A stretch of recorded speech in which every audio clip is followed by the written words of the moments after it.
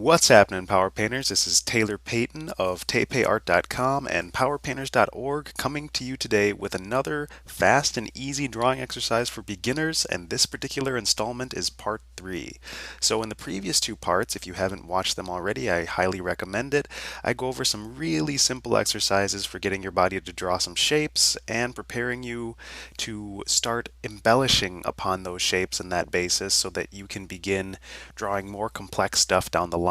And now, since this is the third installment, we're going to use what we've learned about shape and form and dimension and geometry to start doing what I like to call some mark making and finessing.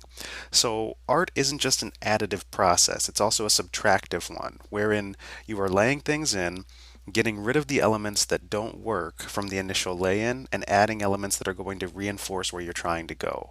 This is another way of saying that you're building upon what you like and taking away what isn't adding to the overall.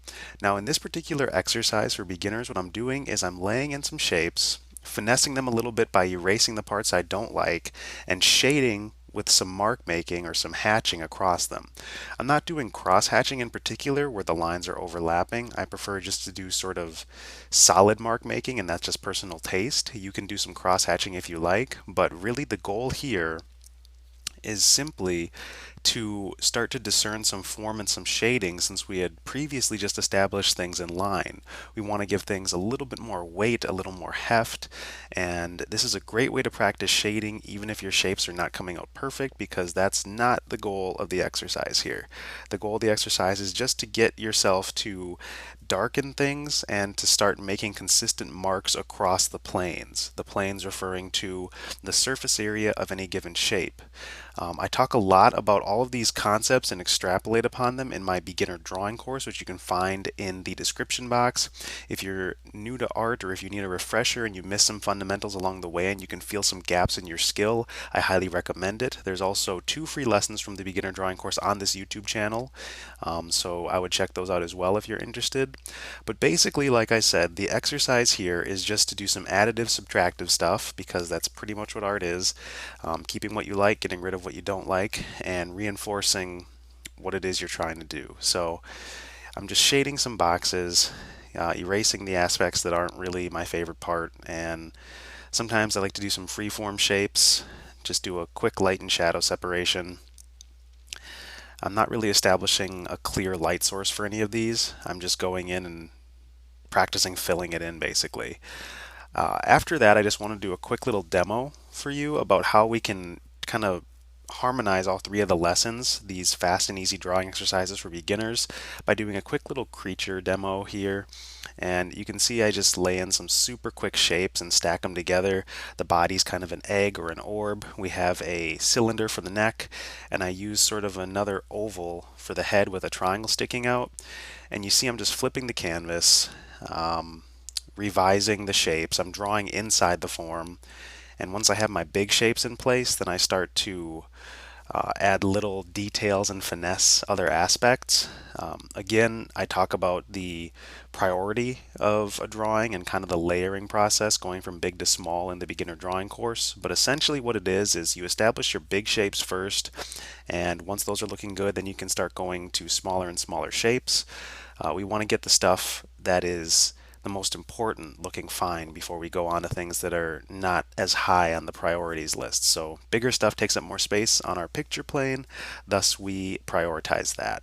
So after I've laid in the base drawing, what you'll see me do here is I'm going to drop the opacity on the layer, and you can use tracing paper for this if you're basically doing it in real life as opposed to on the computer.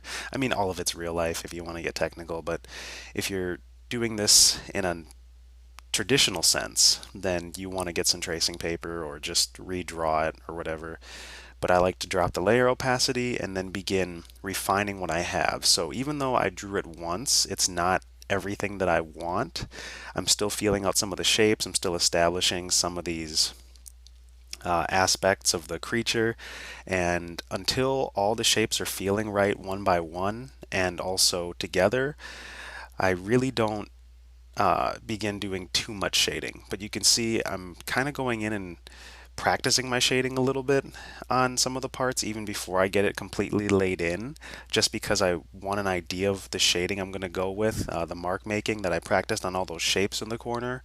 And I'm also refining the elements and just cleaning them up as opposed to leaving them messy. The first drawing is never the best drawing, so always go over it.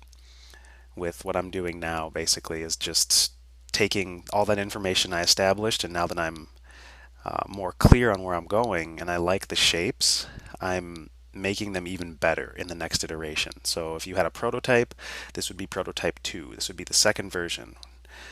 Um, what I'm doing right there is laying in just some little details. Since I already have all the big shapes established, I decided to do some repeated marks on the chest because it makes for a nice kind of bird-like thing. You see a lot of that shape and pattern repetition in nature, and if we're emulating nature, we're doing something right, because nature is one of the best teachers. If you're not drawing from life, I highly suggest it. I definitely don't draw enough birds from life, and this was from my imagination. But yesterday I did draw a bird from a book, so I had a little bit to go off of as far as that. As far as that's established, but I wasn't looking at reference for this particular bird.